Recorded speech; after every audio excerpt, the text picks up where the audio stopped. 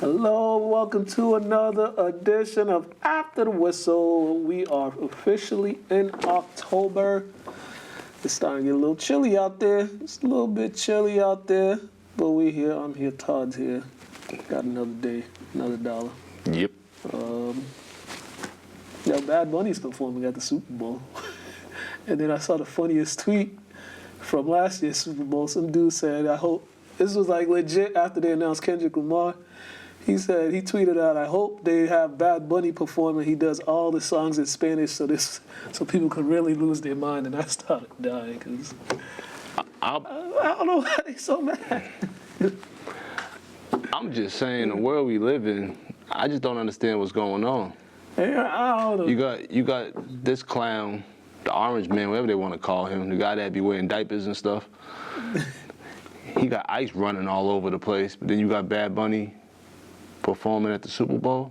Is this like a trap? I don't know. He ain't even touring in the U.S. I wouldn't either. Well, he made that announcement like last. Bro, why would you tour in the U.S. when this clown is ruining things for your culture in the U.S.? And a lot of them take jobs that the orange man's kind don't even want. Yeah, so I don't understand. I don't understand. This don't make no sense to me. If I was y'all, I wouldn't go to Super Bowl performance. I think it's a trap. But I mean, most of them, a lot of them won't even go because them prices is too much anyways for the average Bad Bunny fan. So they probably won't even watch it at home because I mean, Super Bowl prices they be starting out for like $3,000, and that's all the way at the top. So I mean, you know how much I care about football. Yeah, so it's gonna be streamed, but that announcement was funny. I don't know no Bad Bunny songs, but bro, I know he's like the highest streaming artist, one of the highest streaming artists. Yeah, we don't listen to Bad Bunny. Respect him, no, but like that's not our way at all. I mean, I ain't gonna watch it, but I ain't mad at it. It's definitely gonna draw a crowd. I just want to understand what's the sense of this. That's all I want to know. Yeah, guys, real quick. Yeah. Yo, Pedro.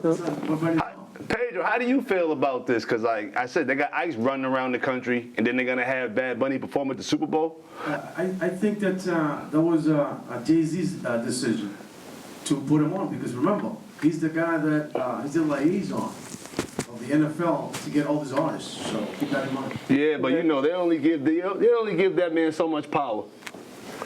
Okay. I think it's a cool idea because with Bad Bunny, the last time I saw him on doing something wild was with WWE, and I don't know why he was even there for the match, but real quick to his credit, Bad Bunny's, he just finished. Wait a minute, sorry. Yeah. Oh, that was me. My bad. To his credit, Bad Bunny, he did about 30 concerts in Puerto Rico recently. I guess he copied the Las Vegas residency. He did like a residency type thing. He did 30 of them in Puerto Rico. That's amazing. And he just finished like 2 weeks ago. He was just done 2 weeks ago. He did 30 of them. That's impressive. And all sold out.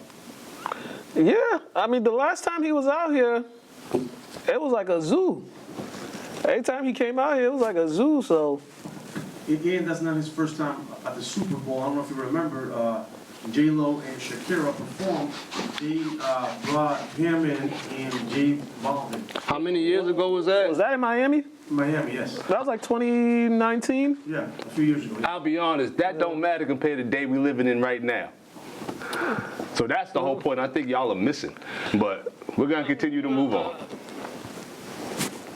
I think his fans will be fine. Ice won't be I'm just saying, bothering those ones, but the ones that they would target, they're not going just because they're not paying $5,000-$10,000. You never know, brother. I mean, I'm just saying, bro. It just doesn't make sense to me. That's all I'm saying. Oh, it makes sense to me. I see why they do it. I mean, I'll be honest, partly I understand because they try to, every 10, 15 years, they try to shove a certain culture in our face. Then they try to make the whole country about it. Let's be real. I gonna say that because all the last couple let's see. I'm talking about not the Super Bowl. I'm talking about as a society. Yeah, but I'm saying I'm speaking in general. The Super Bowl, the last like 7-8 performances, headliners, they ain't been American.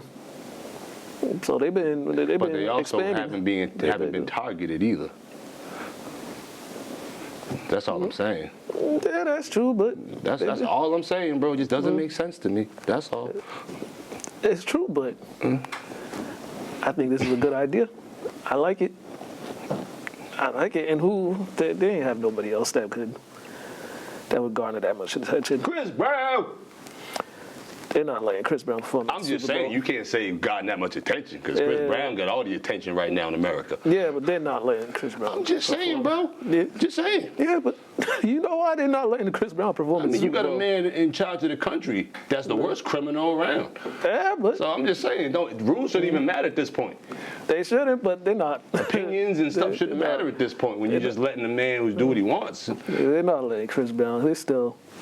People still holding on to. That's why I don't agree with rules. That's why I think most people is flaky in regards to this cancel culture and all that. I don't believe in none of it. Because once you dangle something that's more enticing than their feelings about canceling somebody, they're gonna jump back on board. Clowns.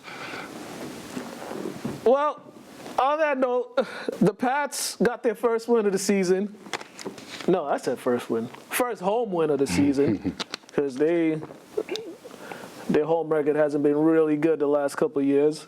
But I knew this was going to happen. They beat the Panthers 40, whatever. I don't even know the score. But special teams got it going. Everything got it going. The Panthers are just not a good football team, which is more embarrassing why the Falcons lost to them 30-0. But it's a good setup for them because they got Sunday Night Football and they got the Bills coming in. So you don't want to go in there ending them up 1. It's better to end them up 2-2 instead of going 1-3 because you got this Sunday night game is going to be. Well, speak on the Falcons, they just cursed. But yeah, man, I like how they're allowing May to figure things out. They didn't put that much pressure on this game. I think they might have been taking some notes. They only haven't thrown the ball 17 times and ran the ball 29 times. Granted, defense helped a lot to this game with 2 touchdowns defensively, but they're just letting him gradually go through things compared to just putting the pressure on completely. Because I think they realized early in the season, the first couple games, that they had him doing way too much and they had to rely more on the run game. Yeah. Yeah. Well, I think the first 2 games, it was the games that they did lose. It was a matter of them not executing properly and turning the ball over. That was the thing that's really what killed them in those games that they lost was the turnovers. They didn't turn the ball over at all this game. They protected the football. And too, I think last game they went 3 for 4, 4 for 5 in the red zone. In this game they went 100%. So they're figuring ways to get into the end zone. Then they're no longer knocking at the door. They're being let in. The door's being left open for them nowadays. You know what I mean? So hopefully they continue this trend against good teams as well. Yeah, they gotta be the good team. But honestly, though, they can't give up these wins against bad teams either. Because that's how we don't know what to expect out of them because they had a rough year last year, but they can be middle of the pack at least, maybe almost in a division contention. Because you just can't give up. You can't give up games against bad teams where you should be winning. Yeah. Like what was it 2 weeks ago they gave a bad game? First week to the Raiders. Yeah. So then last week to the Steelers, and yeah, those games they'll look at that because they could have easily went 3-1 last month. But hey, you go 2-2. Now you got to go to the Bills, who everybody's on the Bills, but jury's still out for me on the Bills because I don't trust them, and I don't think they're that good of a team. I mean, they're the greatest runners-up of all time, right? Yeah, and now this time they're like the greatest. Almost beat the Chiefs. That's their claim to fame. So you call them the runner-ups? Yeah, pretty much. Because they don't lose the Super Bowl no more. They lose in the conference championship to get the Super Bowl. They lose, yeah. Well, they just lose to the Chiefs. If it's either the conference finals or the second round, no matter what, they just lose to the Chiefs. And every year I always hear this is the year they're gonna beat the Chiefs. This is the year, and then with the way the Chiefs played against Baltimore, it might not be the year they beat the Chiefs, because this is the Chiefs team that we're used to seeing. Offense was explosive. The defense was blitzing the hell out of the Ravens. It looked like it was going to be a good game after the Ravens scored on the first opening possession, but after that, their defense is just horrible. And I think they lost two more starters on defense to injuries that are going to be out. Lamar Jackson is questionable to play this weekend. He got a hamstring injury, and I think there was another person that got injured. So the Ravens right now, 1-3 hurt, but the Chiefs 2-2 that was a win they needed, because the Ravens, they could still, at the end, they could still do something, because this kid, I mean, the way the Ravens are set up, they might, they can survive a rough start, but they got to figure out ways to put more points on the board. They got to figure out how to get to the red zone. What, they 1 for 2 in the red zone? Bailey was even making it down there. Derrick Henry got to tighten up. He had, 2 fumbles, 2 games in a row? Crucial ones at that. So, just tighten up. That's really it. Lamar, they got to find a way to get the pressure off Lamar, because, like I said, if Henry's not being productive, they can just key on Lamar, and he struggles just because the play calls that they're putting him in. And the Chiefs, what you want to say? I don't know why their coach ain't on the hot seat yet. Exactly. I don't know why this dude's not on the hot seat yet. We've seen it the last couple years. He needs to be on the hot seat, because he's had the talent these last couple years, and we can blame Lamar, we can blame them, but sometimes we got to look at the coaching too, because some of their coaching decisions these last couple years too. I mean, you already know. If your running back's not doing it, if it's that team and your quarterback, you got to cancel one of them, to be successful to beat them. But one thing I don't like, I was telling somebody about the gray area in sports, the wide receiver is the only position in sports that you got to rely on somebody else to be successful. Mm-hmm. So that coach needs to figure out a way to help Lamar, help his wide receivers, to relieve pressure off him and Derrick Henry. Yeah, and he got to figure out a way to stop losing these type of games and putting a good product out in these type of games. And the Chiefs are just weird to me. They're up and down. Yeah. They try to rely more on Mahomes, and they realize they shouldn't, and then they go back to relying on Mahomes. It's I just don't understand their dynamic. They struggle to score, and they get back on track, and they fall off again. I think they just got healthy. Okay. The offensive guys, they were receivers and stuff. I think so. Xavier Worthy came back. He's the guy that's the speed kills guy. He's back. They're trying to utilize those backs between Isaiah Pacheco and Kareem Hunt. So they're just trying to figure it out. And I think they're at the point where it's just they don't, once we get to the playoffs, we'll be fine. But right now, they're just trying to put their offense together to be more consistent. They just need to be more consistent. I think we might see more of that after that. If they go back to how they played in this game, offensively and defensively, because they played well on both sides of the ball. Because when you got a quarterback like Mahomes, once he's at the party. It don't matter. It don't matter how he got there, but once he's in the party, he's gonna be a threat. So. And I'm not mad on the play call. Like I said, he threw the ball 37 times. They ran the ball 32 times. That's not bad at all. Yeah, they were balanced. Yeah, that's well balanced. And they did a lot of short But they passes. have a bad habit of not being well balanced. An awful habit of that, just because they have a talented quarterback. Yeah. It's 2025 and NFL games are still ending in ties, folks. We got a 40-40 tie between the Cowboys and the Packers. Honestly, I fell asleep in this game because it was taking too long. I fell asleep. I woke up and saw the tie. And I didn't even watch it. Yeah, the game ended close to 1 a.m. So it was just I got to halfway through the third quarter. We've been praising Green Bay's defense, man. They just had a rough day real rough against day. The wrong team. Because they should have mollywopped these guys. Personally, I feel they should have. Yeah. It was a rough day at the office. I can't even say nothing. It was a rough day at the office for their defense. They just didn't play. They didn't play well. But give Dak Prescott. This is the thing with Dak Prescott. Early on the season, he has these games early in the season, where he looks like he's gonna be an MVP candidate, and then just all you gotta do is just wait. And wait. Yeah, just wait till we get midway through the season for the fall off, because that's literally consistently what's been happening the last few years. But for a tie game, 40-40 though, like they gotta change some type of rule where they make it like we're going to sudden death. We're gonna kick field goals or something to win this game because there's no reason games should end in tie at all.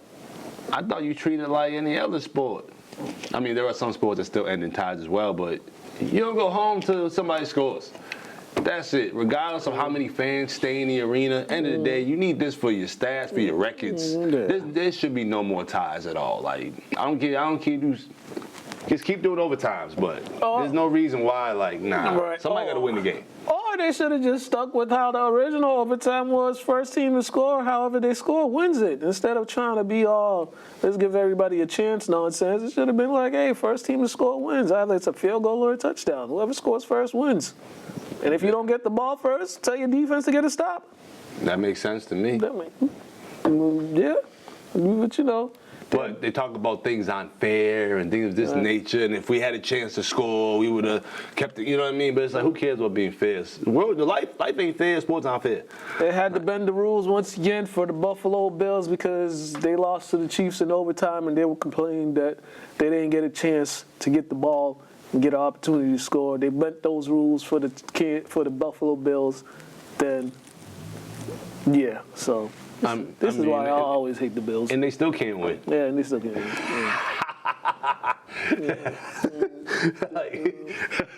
Y'all still can't win. Yeah, that's trash. Crazy to me. Absolute trash. This was like a game I had circled because I was like, this game was like, am I going to make me a believer in Danny Dimes or not? And I can't, even though they lost, I came out of this one a little feeling good about Danny Dimes and the Colts because the way they lost this game, the receiver had a touchdown, and then he bobbles it going into the end zone. Touchback. Jonathan Taylor had a long touchdown run, got held, and called that was back. A touchdown with the bobble, like.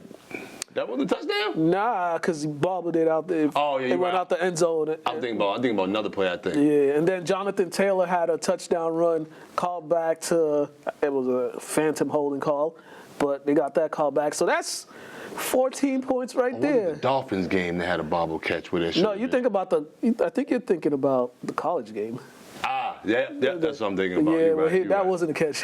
Huh? That wasn't a catch. It wasn't? Nah, he bobbled it, and he ain't had the possession until he dragged his feet though. When he dragged, he was still bobbling. Yeah, I think all that's stupid, man. Once you got it in your hands, bro, it's caught, bro. Like, I don't understand that. But he was like, it's like, even if he was like, dude, hold on to the ball. It was like he didn't even need to bobble too. I know exactly. All he had to do was just. Yeah, I don't know. The dude threw it. Just catch it with your hands. All right, so I was thinking about the wrong play. Yeah. They tell receivers catch it with your hands, not your chest. Yep, that's what he was trying to do. But the Colts could have won this game easily if it wasn't for those two things. But you know, I'm a little believer in the Colts. But they kind of shot themselves in the foot, though. Yeah, they did. You got 11 penalties for 88 yards. That's damn near drive down the whole field. And at least a field goal for you. Yeah, and then turnovers. You got 3 turnovers. Yeah. Like you done shot yourself in 3 toes. Mm-hmm. Trying to jump off the same foot. Right. That ain't happening. Right. All that, and they had a chance to win. Yeah, you can't turn the ball over on the road. Puka Nacua, this dude got like 40 catches in like 4 games. No, he's nice. He's nice. He's nice. But also, too, though, even if you have 3 turnovers, you can't have 11 penalties. Yeah. You got to do one or the other. You know what I mean? And especially when one of those penalties cost you a touchdown. That's it right there. So, but I think like my belief in Danny Dimes and the Colts is like at 85% right now. This is funny to me. Yeah. I'm liking Stafford though. He's playing all right. It might have been him being in New York, but that Stafford he was balling. Yeah, he was balling. The Rams they've been playing well. I mean, they had to screw up against Philly, which they were up and then they get the field goal block late in the game, but they were in control of that game majority of it. And we also forget though, he just won a Super Bowl not too long ago. Yeah. You know what I mean? Like he knows how to win. Yeah, now he just got to stay healthy down the stretch of the season because he another one. So, but yeah, Rams are looking good. Colts are looking good, even though they lost this one. I think they should have got Taylor the ball a little bit more, give him at least like 20 plus carries. 17 ain't bad, but I think he's the type of guy give him at least like 20 some like 20 plus carries, like around 20, 25 carries for that. And then another team, surprising me, Jacksonville. As much trash as I talk about them, they're 3-1. I mean, first week we was talking trash about them. Looked like Lawrence didn't want to be there, waving off coaches and stuff, doing all type of stuff. But they figuring things out. Yeah, and some of the teams they're out. playing against, going away from what makes them successful. Right. Like not giving Christian McCaffrey over 20 touches, at least over 20. Granted, he was struggling, but you got to figure out a way to get him going. And this whole Brock Purdy thing's interesting because they said his injury was he's going to be out a couple weeks. Then he comes back because he sees Mac Jones is balling, thinking his spot's going to he's going to lose his spot. And then you come in there, you throw 2 interceptions, you have some costly mistakes and some questionable throws, and it's like, bro. I think because he knows that Mac's probably better than him. That's all that is to it, bro. Or maybe because he also was the one that took somebody's spot because they got injured, and he's thinking. And he knows that Mac's actually better than him. Yeah. That's just what it is. Like, you know how some people are in a position but don't really deserve to be there based on their skill set, but they're there? Mm-hmm. That's probably him. Yeah, he came back too early, bro. Only Brock I know is Lester, bro. And he's a powerhouse. So I ain't paying no mind no other Brock. But then looking at the Jaguars, Etienne, 19, 124. Their defense played well. Trevor Lawrence, he didn't turn the ball over. That's been one of the knocks on him is like his decision making. He didn't turn the ball over. So a well-balanced attack. And did you see like that coach was trying to you see the altercation? What was the altercation? Yeah, keep my name out your mouth. Yeah. And then ballhead dude said, I'll effing end you. Yeah. I want to see a scrap, but I'll be honest, I'm leaning towards what's his name? Salah? Salah, yeah, I'm leaning towards Salah. Look like he left with the team.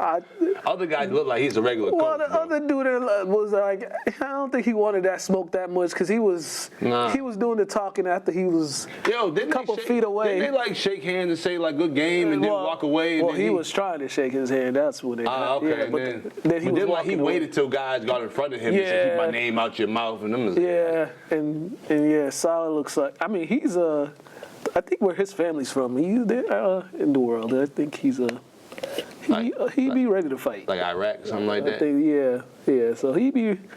But he already got some bottled up. He was aggravated. He's holding the Jaguars player. The Jaguar player, bro, get off me, dude. Like, that's how you do that dude Salah kind of lost it. Yo. He didn't even know he was holding on to that dude so long talking trash to his old coach. Plus, you see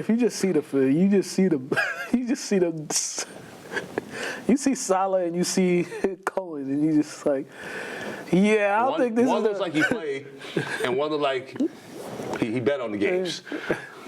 One looks like he lifts just for fun, and the other looks like he never touched a weight in his life. One looked like he getting the calls calling on him, and one like a cop calling. Yeah, so that was very funny.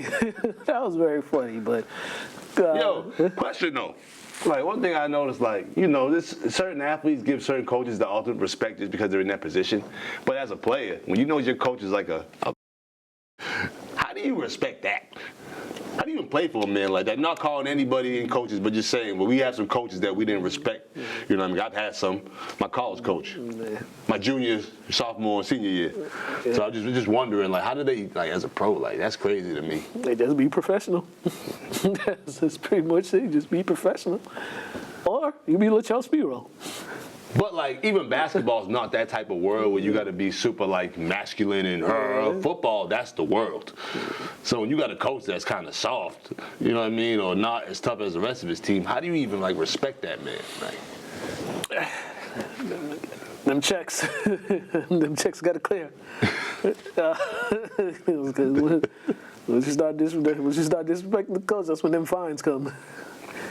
And then lastly, NFL, a lot of injuries. Tyreek Hill, he went down, knee injury. He's done for the season. Malik Neighbors, he went down with an injury. It was crazy looking. He just jumped in the air. But people been saying get rid of that turf at that sorry stadium. Yeah, they've been saying that for 7-8 years. They've been saying that for a while.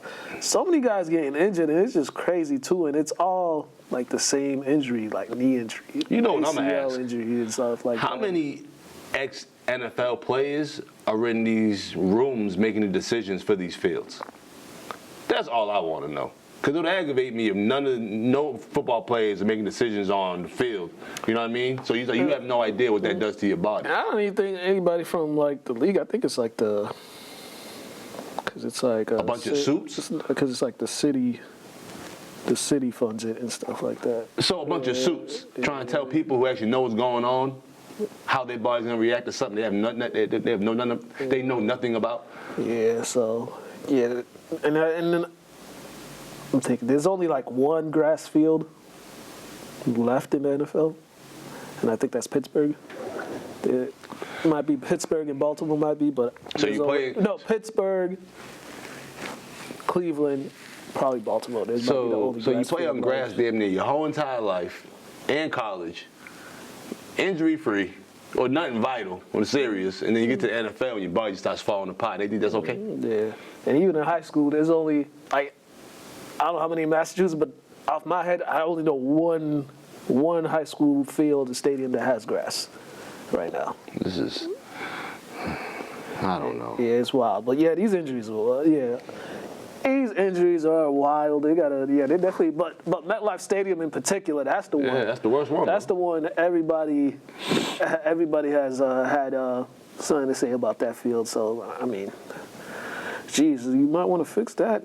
I mean, when you don't feel comfortable playing on a field, like, you know what I mean? Like, what's his name? Odell Beckham says something. They put up the stat of all the guys that get injured, like, almost every year. Yeah, it was it's like like 10. once a year on that field. That's a problem. There should be no injuries some years. And I heard they do when they have a soccer games there. They bring in the grass for soccer games there.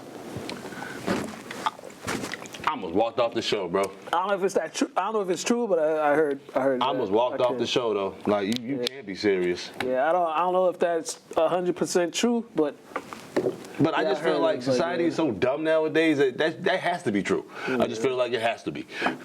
yeah. So I hope it's not, but I just feel like it has to be, bro. That's stupid. it's New York, New Jersey, so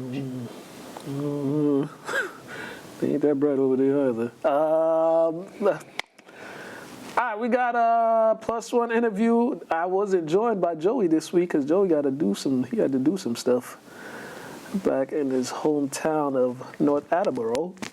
So That's where he's from? Yeah, that's where he's from. What's out there? That Attleboro, North Attleboro area. They got sidewalks? Yeah, they got sidewalks. On both sides or one side? No, they got sidewalks on both sides. Everywhere? I don't know if they got it everywhere. I don't know if they have it everywhere, but when I went out there, they had sidewalks. All right. They might not have it everywhere because it's one of them Street lights towns. everywhere too? I can't confirm that. But All right. I can't confirm that. But knowing that area, nah, not everywhere. All right. You know, because my cousins don't live too far from there. But we had Kipp Academy head coach Jim Rabbitt on. They won on Friday, and then they're going down to Hull, which is a nice 2-hour drive on a Friday. Check that out. We're going to come back. We got some spicy WNBA stuff going on.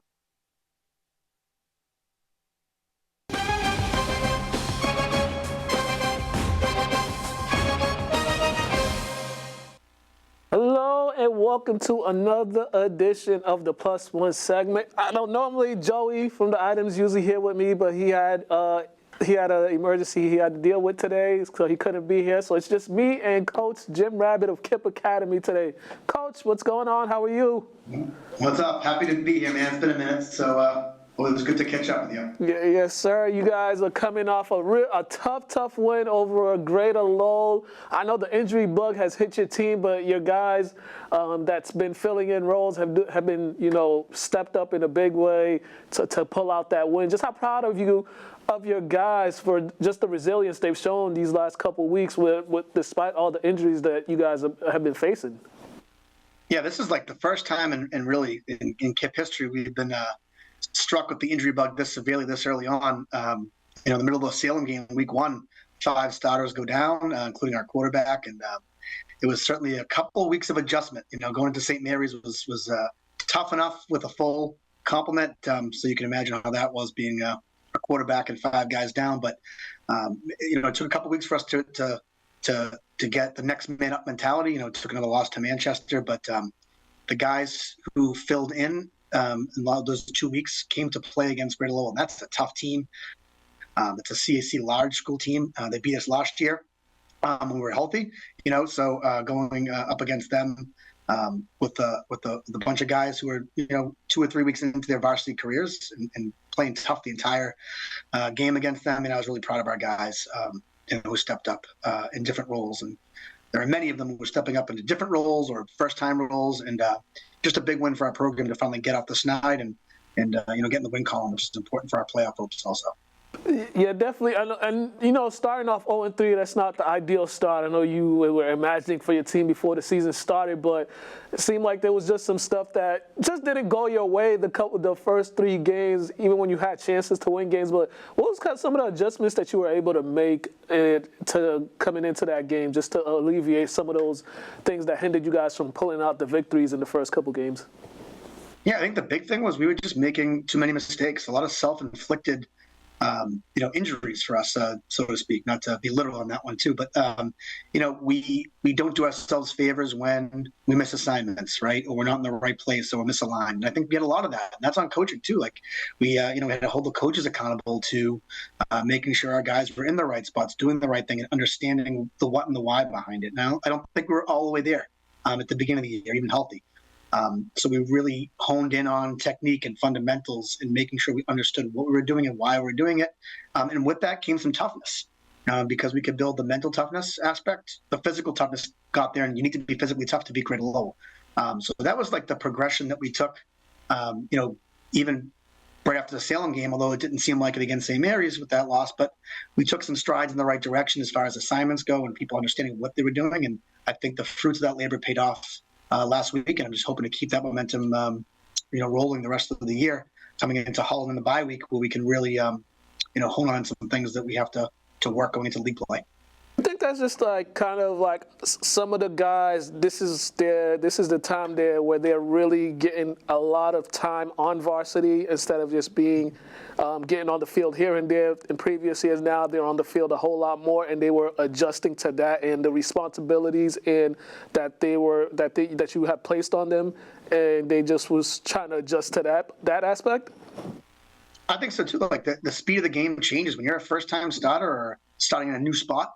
The game is fast, and we're playing, like I said, after that Salem game when we were down a bunch of guys. St. Mary's is fast, they're big, they're fast, they're strong, they're well coached, so that speed's tough to adjust to in the game. We can't replicate that at practice as much as we want to try to. Same with Manchester. They're a tough, gritty team that's well coached, and they're always in the right spot, so if you make mistakes, you're in trouble. And I think the speed of that was tough for our guys who had only been in those spots for a little while, learning it, and then just being in that spot. And I think that time, like I said, paid off in that Greater Lowell game where we sort of started to get it, and we were getting to places faster. You could see it on film. We were getting to places faster. We were in spots because we understood our assignments and how to do it on both sides of the ball, including special teams. We ripped one off from 90-something yards on a punt return like that. That was set up perfectly, and AV ran hard there, and that changes the whole momentum of a game when you can do that too. So just like little things like that, we were so happy to see the progression. And I think moving forward, no matter who's in, if the guys come back or if they don't, we now have a really good depth piece behind it because those guys have been in the game for the last 3-4 weeks. How important was that window? Because October is a big month throughout the state for high school football, but how important was ending September with a win? These power rankings are going to start coming out, and every week you're going to get new ones. But just how important was that win, and also for you guys momentum-wise, because now you're going to be shifting onto the road for most of October, and you want to be able to win games on the road. So closing out that home stretch with the win, how important was that? I mean, it was a must-win. We talked about it all week. As close to a must-win as you can have in September. And that's where we were at because of our slow start. And, that culmination of different things that we have to fight through. And everyone goes through the injury bug. It's not exclusive to us, so we know that's not an excuse. It's our job as coaches to have the next guy up, right, and ready to go. And we needed that win. PowerPoints-wise, wins-wise, momentum-wise, everything you said, we needed that win. because now we're taking a 2-hour plus ride to Hull. And then we go up to league play where it's not easy to play at Neshoba. It's not easy to play at Whittier. It's not easy to play at Lowell Catholic, and you need all those wins. League titles on the line, power points on the line, position in the bracket, whether you're playing home or away. October is the month. And I think we're going to start to hit stride at the right time, hoping more guys can get back into the fold from injury. But we are very pleased with the guys that we have moving forward, because they've shown in adverse situations they can step up. So, again, it was as close to a must-win as you can have in September for sure. Avion, he's been key in this stretch for you guys, filling in at quarterback. But that final drive to give you guys the lead, just collectively, the maturity that they showed in that last drive. What was some of the things you told him in the huddle before going on that drive on that game-winning drive? I told him two things. I said we have to be poised. We have plenty of time, and we had over 2 minutes, or just about 2 minutes, and that we were going to score. And I was confident in that. We had a great scheme going in. We had our play calls that we wanted scripted to an extent of what we wanted to do in a hurry-up, no-huddle situation that we were really confident in. And AV is the guy that can drive that. He can inspire that confidence in his group, and that's what you're looking for. We ran those plays down the field to a T, including that last play where he hit Ryan on the drag route, like just how we drew it up. And it doesn't always happen the way you draw it up, of course, in high school football. But that was as close to a perfect drive as we could have. And we remained calm. We remained focused, so much so we actually had a timeout remaining with 28 seconds left that we could use on defense.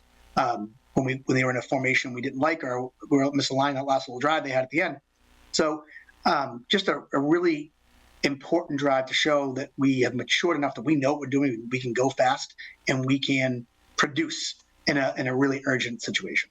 For your quarterback, this isn't his natural position, but for him to step in and fill in that role, a very big role, and doing it the way he did, just for him as a player, how key is that for the development of him as a player, that he's able to do that? Yeah, anytime you can take on a new role in a sport, it's difficult. And then let's put it on steroids and say, now you're going to take on the quarterback, which is arguably the hardest position in any sport, and then succeed in it 2 weeks later. So he learned an entire offense from a whole new perspective. He was getting the rock 20 times a game, throwing the ball, then playing defense. So you're asking this kid, a junior, a whole lot, and he's taken it all in. And he executed perfectly in that game. He did all the right things. He made all the right reads that we needed him to, and he wanted the ball. And that's what you want in a quarterback. He wants the ball in his hands, and we were super proud of him, and we were super sure that he could take on that role, and especially in that fourth quarter. And he took over that game, and he was running hard. And he was making people miss, running people over. Like, that's all you can ask out of that kid. And I think no matter where he finishes off the season, whether it's quarterback, running back, receiver, he can do it all, literally. I think he's going to have an impact on every single game that we have until the end of the season. Yeah, definitely. And now you guys are going on to take on a team you're very familiar with, Hull. As you said, taking that 2-hour drive down there to Hull. What have you seen from this year's version of Hull that has you guys on your P's and Q's? Yeah, Coach O'Donnell is one of the better coaches in the state. And, there's a reason why he's a Super Bowl champion and went to Super Bowls in back-to-back years. And, unfortunately beat us both years that he went in the Super Bowl back-to-back. And last time in the Super Bowl, Gillette, they beat us. So, he's a great coach. And no matter what personnel they have, players they have, they're well-coached and they're tough. And that's exactly what we saw on film, a tough, well-coached team that wants to, pound the ball at you. And if they can't, they can spread it out and throw the ball as well. So they're multi-dimensional, and we have to make sure to prepare for that. And defensively, they swarm to the ball. They're physical. They get up in your face. So we have to make sure we're executing, keeping our eyes up, and moving people with our line. Our line is really coming to their own. One piece of the puzzle I didn't really shut out, especially in that Greater Lowell game, was our offensive line and defensive line. They controlled the line of scrimmage on both sides, and that allowed a lot of things to happen for us. And we can't call half the things in our playbook if we're not getting push up front, or on defense if we're not getting a great push back on the offensive line. And those guys did a great job, and they're the key to the game, I think, on Friday night going into Hull. But it's always a blast playing down there. I mean, the atmosphere is fantastic, right in the water. I think it gets you ready for the playoffs. It's a playoff atmosphere, and it's a playoff ride if we have to play away. We're used to the ride. So all the things that we want in a non-league game, and the rivalry and some history, and a great guy to play against with Coach O'Donnell. All right, Coach. Thank you, Coach, for taking some time out the day. I know it's midweek, so putting in that game plan. But thank you for taking some time to chat with me, and good luck this Friday. Correct? This Friday, 6:30 at Hull. I hope you make the ride down there. This Friday. Oh, man, I was in that area last week. That's not the best ride, but good luck Friday, Coach, and we'll see you soon. Thanks, pal. It was good to connect, and thanks for everything you do for the city and high school football and high school sports, man. You do a great job. You earn all the accolades you get, my friend. That is Coach Jim Rabbitt. I'm Kyle Kabongo. You've been watching the Plus One segment. We'll catch you next week.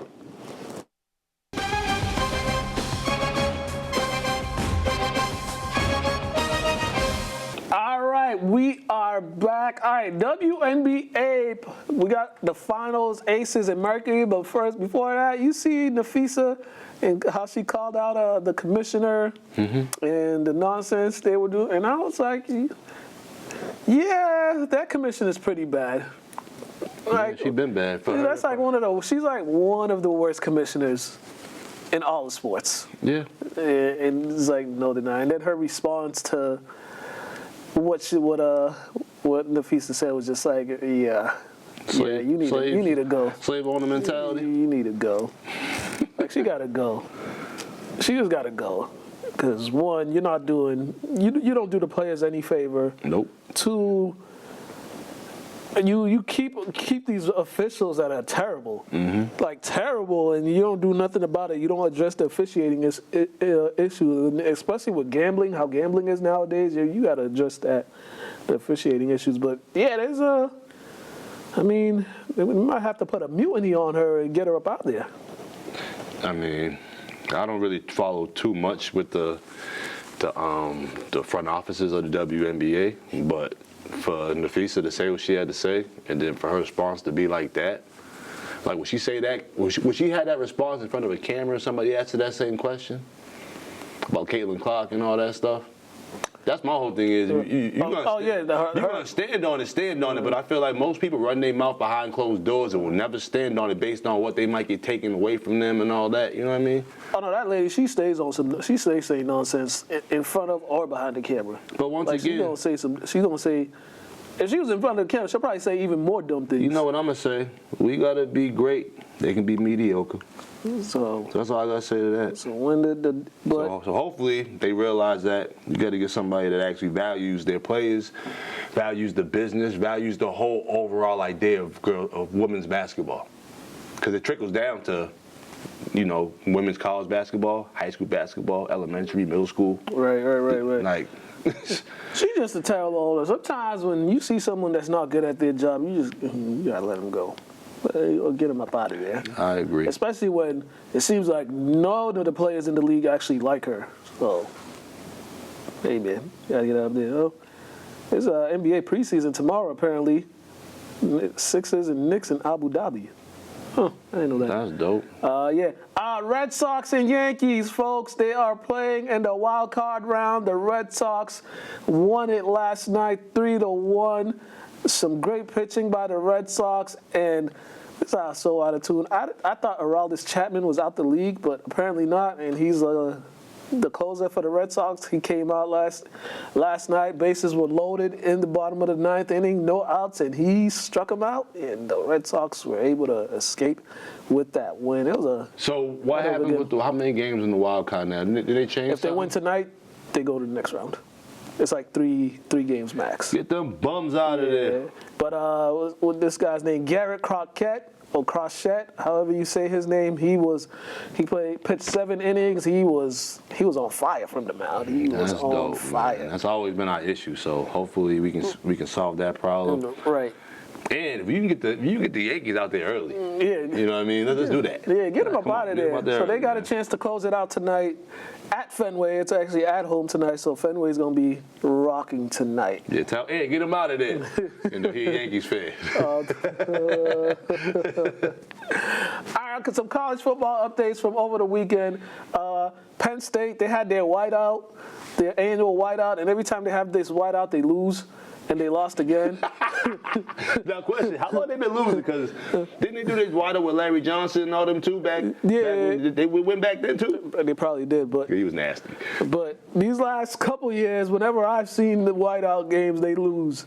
I remember they lost to Ohio State in the whiteout. They lost to Michigan one year in the overtime in the whiteout. I mean, they picking the wrong team to do a whiteout. You gonna do whiteout against a team you know you're gonna beat. Yeah. I think they only do it when they have a primetime, when it's a primetime game. Oh yeah, okay. Yeah, it's like one of those things they do once a year or so. Okay. But yeah, they fell to Oregon in this one in overtime. You see the meme? Yeah, I did. Yeah, I did. Homeboy jaw was moving. Yeah. doing the hammer.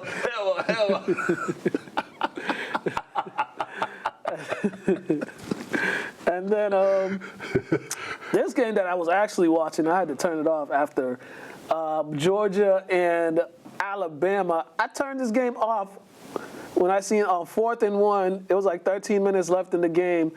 They could have kicked the field goal to tie the game, but they go for it. But they gave it to the white running back instead of their 230-pound back who was having himself a day. And that's when I just turned the TV off because I was like, bro, what? Like, Like, what was you thinking? Like, legit, I was just like, 4th and 1, and you gonna give it to him?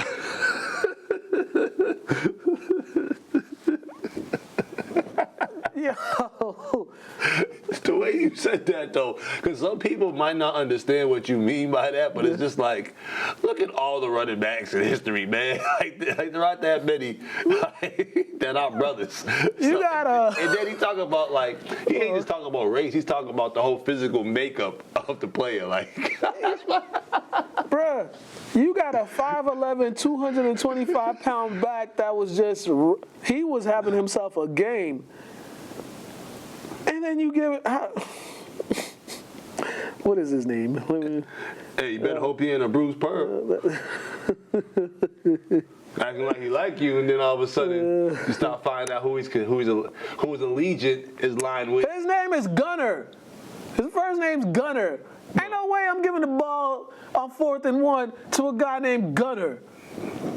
It's better than Bear. At least Bear, that's you could have. Bear backed his last. His name is crazy to me. But at least he's a quarterback. This is Gunner.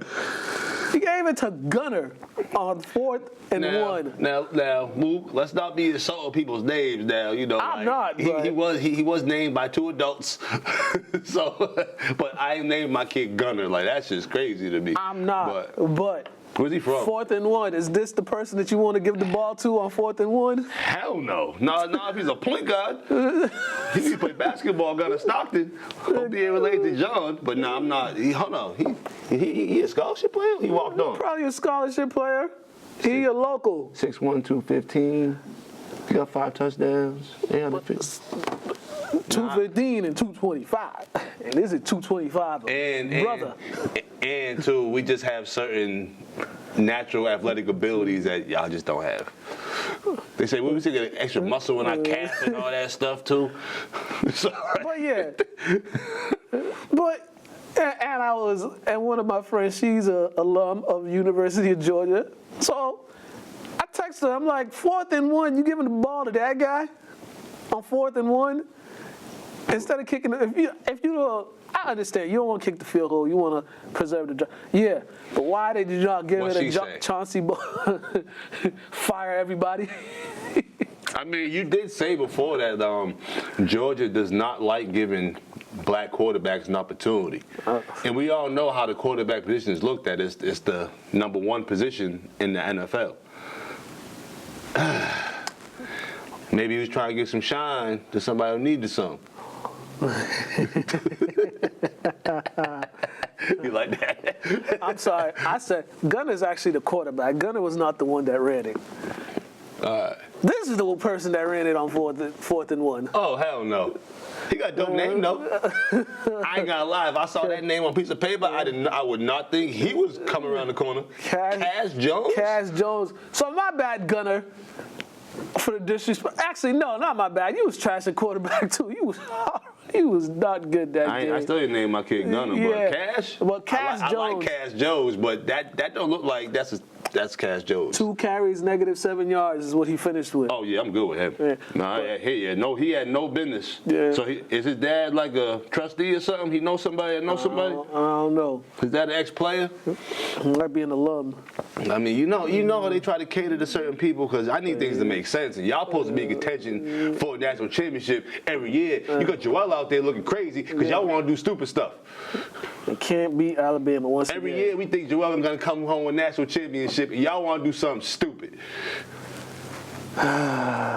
What he said. What the hell, man? What he said. But yeah, shout out Alabama for winning this one. Even though they wanted to fire the coach after game 1, They should have. after they lost to Florida State, they probably gonna want to fire him now too. Now that they're beating Georgia, and if they don't lose again, they're gonna want to fire him. Florida State getting good again? Nah, they just lost to Virginia. That's why I asked, because I only seen a couple games and they were winning. So, all right, they kind of like in the middle of the pack or bottom of the barrel. By the end of the season, they'll be the bottom of the barrel. Right now, Yo, what happened to that quarterback they had? I was supposed to be good, but he was awful. He still there? I forgot his name. He was like a senior, junior or something. He might be out of there already. All right, I don't remember. That segment took longer than it should because I was just railing on Gunner and Cash and oh my gosh. But Pedro, what we got for boxing? Mukala, no boxing news this week. No. We're waiting on few fights coming up. So we'll be back as soon as we got something good for you. All right, yeah. It's quiet in the boxing world, but all right. All right, let's go to these highlights and all that good stuff, man. We got, for interviews, we got Coach Paul Zukaskis from BC High, Coach Jeff Moore from Tabor Academy, and Coach John Sexton from Central Catholic. Interviews, we got Noah Federico, Elijah Donaldson, Peter Bork, Trey Grant, and Caden Smith, and then top 10 plays and all that good stuff. So check these out, and then we're going to come back. All right, Coach, your team got the win today. It seemed like it was a physical game plan with the running game that really set the tone. You guys had the time of possession in hand the whole game. Just how proud are you of your offense today and the way they executed the game plan? Yeah, very proud of the offense, the offensive line, the running backs, the tight ends block a lot in that clearly. So just a really good group effort. And you see the receivers, they're blocking really hard. So just the effort on offense was outstanding. That second effort plays, I was, really proud of everybody. You guys defensively pitched the shutout in the second half. You guys slowed down Doolin. He had that one big play, but throughout the game, you guys made sure he wasn't effective. Just how were you guys able to slow him down and to slow that offense down? Well, Coach Washington's our defensive coordinator. He does an outstanding job in terms of game planning and understanding and teaching the kids. Like, starts with the alignment. They're in this formation. We have to align like this. And I think he does a great job of getting those guys in the right positions. And then those guys really believing in the system and doing their technique and doing their assignment and playing good sound defense. The first 2 games, it seemed like you guys didn't put together a complete game. It seemed like you guys played one good half and then another good half. This game, it seemed like it was a complete game all around. Was that just a product of you guys working on some things during the bye week to get you guys prepared for this stretch of the season? Yeah, I really think it was mostly, you never say one side of the ball, but mostly on offense, really blocking, just being a better blocking football team. And so I think that was really the emphasis. On both sides, it's all about fundamentals, but certainly getting better at the blocking schemes. All right, Coach, congratulations on the win. Thank you.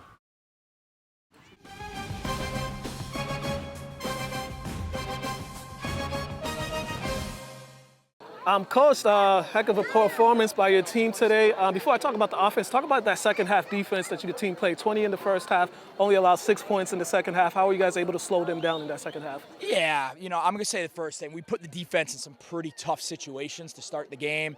They start Milton's got the ball in our 25 to start the game. That's not easy. We fought through it pretty well. They completed a unreal 3rd and 18 ball up the middle where their kid made an unbelievable catch. You know, in my opinion, even though they scored 20 or 21 points in the first half, we played really good defense. You know, in the second half, we were just fortunate enough, whether it was through special teams, on offense, where we never gave our defense a short field. And when people have to grind for 65-plus yards against our defense, it's really tough. Yeah, right. Offensively, your quarterback, he had an outstanding day. I think he was close to 400 yards passing, 4 touchdowns, but he was spreading that ball around, and then you guys went to the running game. It was very effective. Just how you like the balance that your offense played with today. Yeah, Pete did a really good job. You know, wasn't perfect, but made some elite throws at some points. One of our senior captains, Trey Grant, had the best game that he's had in his 4-year career at Tabor. Had a miraculous catch down the sideline over here. I don't know what he had, 2 or 3 touchdowns. He probably had close to 300 yards on the day. Did unbelievable. And Anthony DiGiantomaso made some huge plays in the slot for us. We're fortunate we have 4 absolutely electric wide receivers. And then for us, you know, what we say is we just sort of let the play be the play. So Caden Drinkwater and Zanio Odenyo didn't touch the ball as much today. But they've both had huge plays for us in the past 2 games. And tonight was just Trey and Anthony's turn to sort of get the game going. All right, Coach. How you guys going to use this momentum moving forward? I know it's early season success, long season, but 3-0, always good to get the win. But how are you going to use this success as you guys move forward? Because, you know, you guys play in a tough conference, as you know. Yeah, you know, every game's hard in this league, and that's the joy of coaching in it. For us, like, first week we play Wilson. I think they're one of the best in New England. Govs is a tough team. Milton's going to be one of the best in Class B. There's a chance we see him again at the very end. This is a nice week for us to get a little bit of rest, you know, for us to still sharpen our skills. You know, we'll still practice and make sure we're doing everything the way it's supposed to be done, but it's going to be nice to get a little bit rest for our kids to take care of their bodies. We're a little banged up, but so is everyone. So starting a week earlier was a little bit difficult, but at this point we're going to enjoy having this week right now. Coach, congratulations on the win and have a great weekend. Thank you. Appreciate it.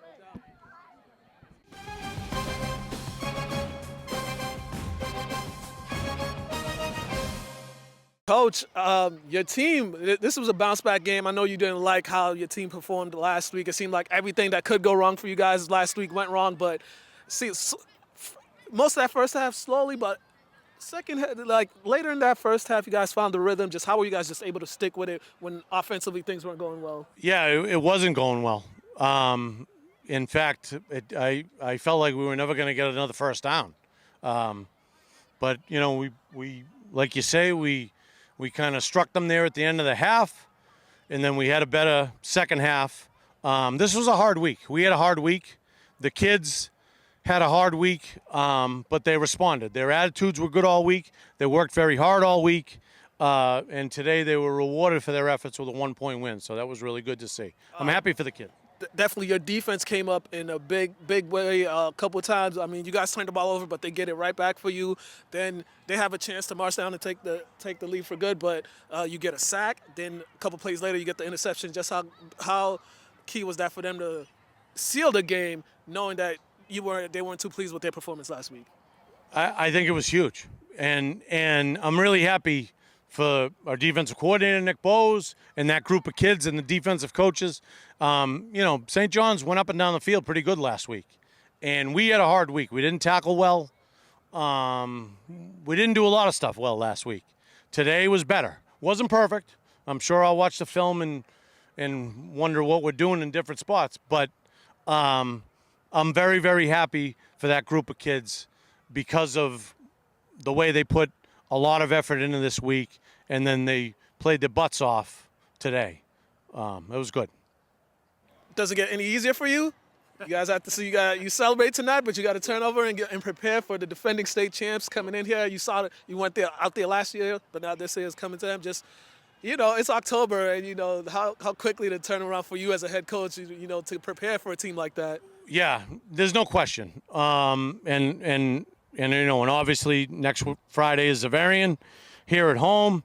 I don't know who is responsible for the schedule around here, but I'm going to have a talk with him. But, you know, I really believe that we should schedule a strong, tough non-conference schedule so that we're prepared come November 1st. And I think we will be after what we've been through. Zavarian's a huge challenge. They're a great program. They're extremely well coached, and they had a tough one last night, so they'll be ready to go certainly next week. But if you wanna do something in this state, these are the teams you have to play and prepare for, and that's what we're interested in doing. Coach, congrats on the win and good luck next week. Thank you very much.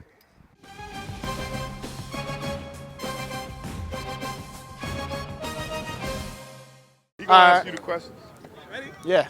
All right, fellas, you guys coming off the bye week. You guys came here, got the win. Offensively, the ground game is working today. Just how good does it feel to get this win and get that first win? It feels amazing. It feels just like last year. That's what we were chasing. The last 2 weeks have been really physical, easily the best weeks of practice we've had in a while, and we're just going to keep getting at it every week. Yeah, it feels good to get this win. We practice this stuff all the time, physical running, hard running, ball security, so yeah, it feels good. How were you guys able to control that line of scrimmage the entire game? End of the half, you guys get the score to go up 14-7. Defense makes a stop to start the second half, then you guys march right down the field again. What kind of tone did your front line set today? I mean, it's really just thanks to all of them. Without them, none of this would be possible. Moving the ball is not possible without any of them behind me. So it's really all up to them.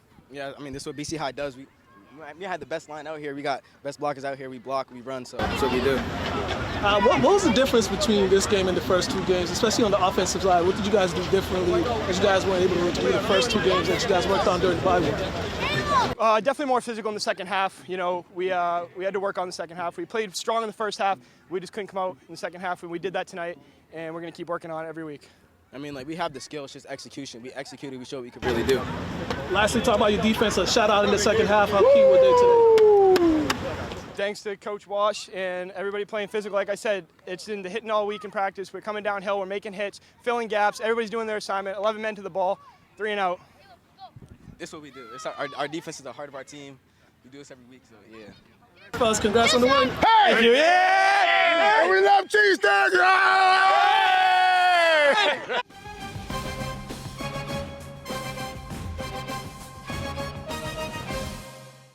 Trey, man, big offensive performance for you, man, catching those 2 touchdown passes. But overall, how'd you like the way your team played today, overcoming 3 turnovers too? Yeah, man, it was great. We came out a little slow, but all those mistakes, that don't mean nothing, bro. We just fought back. We have a whole team of dogs. All that diversity, we strike back, bro. It doesn't mean anything to us. Right. In this first couple of weeks, you guys are putting up a lot of points. But what do you guys say about your defense and the way they played in that second half? They scored 20 in the first half, held them to 6 in the second half. How did you like the way they played? We wouldn't be anything without our defense.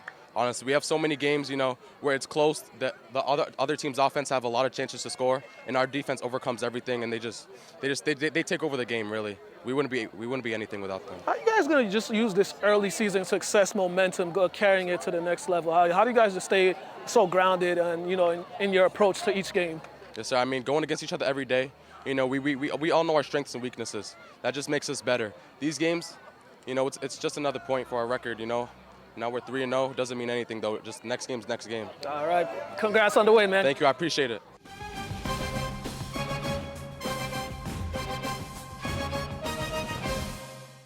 Peter, man, you guys, first possession, you got team fumbles, but you guys offensively marched down the field on your first offensive possession. It seems like every time they scored, you guys had an answer. What was clicking offensively for you guys? I like my matchups. We got best receivers in New England by far. And then just liked my guys and giving them a chance. Shout out Trey Grant, legacy game, that was unreal. Right, you found him a couple of times. Walk me through that last one on that 51-yard touchdown pass on that last one you guys got.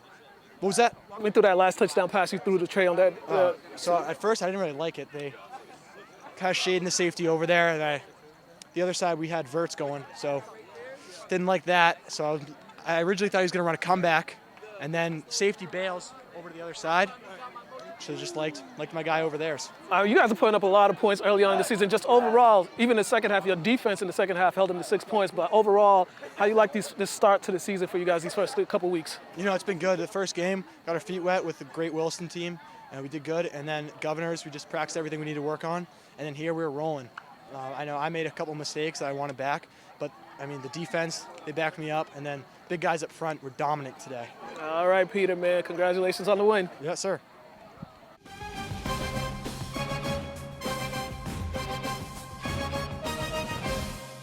Man, Caden, I mean, what a game you guys just played. You guys offensively really couldn't get it going in that first half, but found the rhythm to go into the half only down a score. What did you guys do just to give yourself some momentum to come into the second half? Yeah, we went over there in that corner, and we were talking to our defense, and we told them to keep doing their thing. They kept us in this game all day, and without them, that pick at the end wouldn't happen. That pick in it was either the third quarter or the first half wouldn't have happened by Joe Leal. So all those plays contribute to the momentum we built on offense, and with that momentum, we were able to go down. We went down early, but that seems to be a common narrative. But we bounced back. So we start off a little slow. I would like to start off faster, but we picked it back up. Yeah, and you guys down 19-14. You had to convert some third downs on that drive to retake that lead, man. How confident were you guys that you were going to be able to put that drive together to give you guys a lead? I mean, our confidence was on a maximum. Where we exude confidence in practice, on the field, on the sideline during warm-ups. We're a confident group of guys. We're a veteran group of guys. We got a lot of returning guys that have played on this field before, and that's all it is. So like that confidence to go into that last drive 3 weeks ago when we were down in New York. We had same situation. We got to drive that ball down early, and that's what our guys got into it, and we got it done. Your defense, they came up with the big plays. I mean, you just talk about Joseph Leo getting that big pick after you guys had turned the ball over, right? Then you guys get a sack and then the interception to steal the game. Just how happy for you that your defense was able to get that play to seal this game for you guys. Very happy. Our defense, it was different this week. The vibe at practice was different this week. Last week, they felt that they got embarrassed. And this week, at this game, they made it a what's the word I'm looking for? They made it a point to not let them just run them over, and you saw that in the run game. I mean, we shut them down in the run game. In the pass game, we let up some big plays, but we rallied. And Anthony Garcia let up a couple big plays, but he came back that last play of that game, and he made that big pick to seal it for us. So that huge props to that kid. He's always getting down on himself, but that kid can play. So. For sure. All right, congratulations on the win, and it don't get any easier. You got another tough opponent coming up Friday, but go and celebrate this with your team. Absolutely. Thank you, man.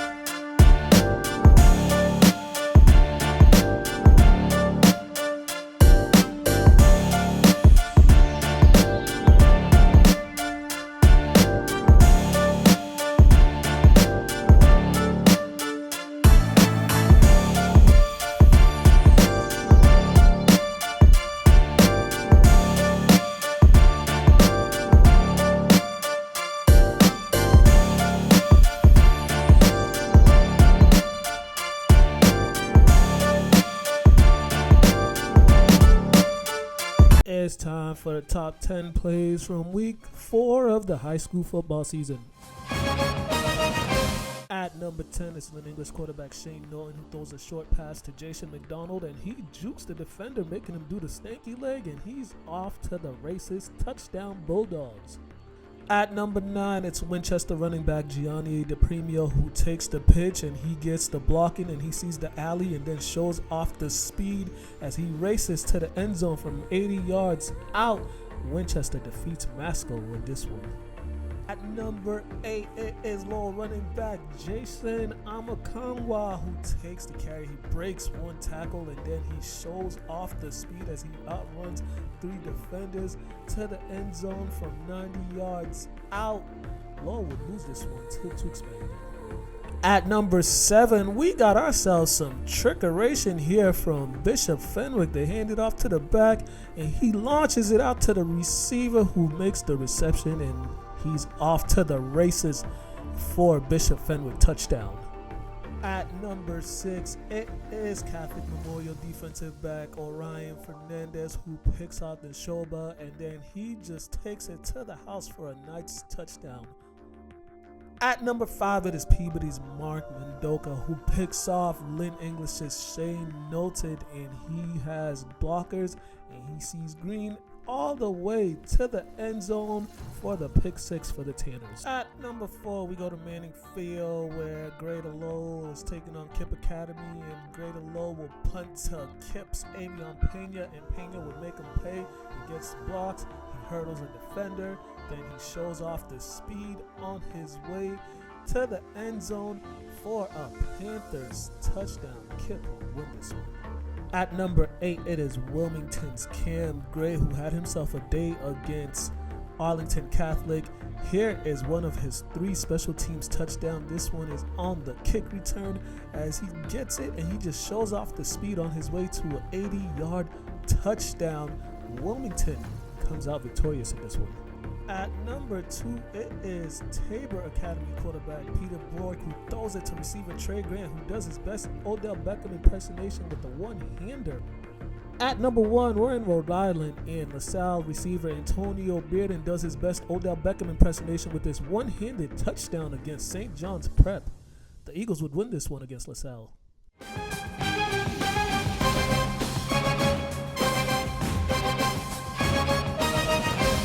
All right, and we are back, ladies and gentlemen. Man, it's we've come to the end of this thing. High school football. Some updates for you guys.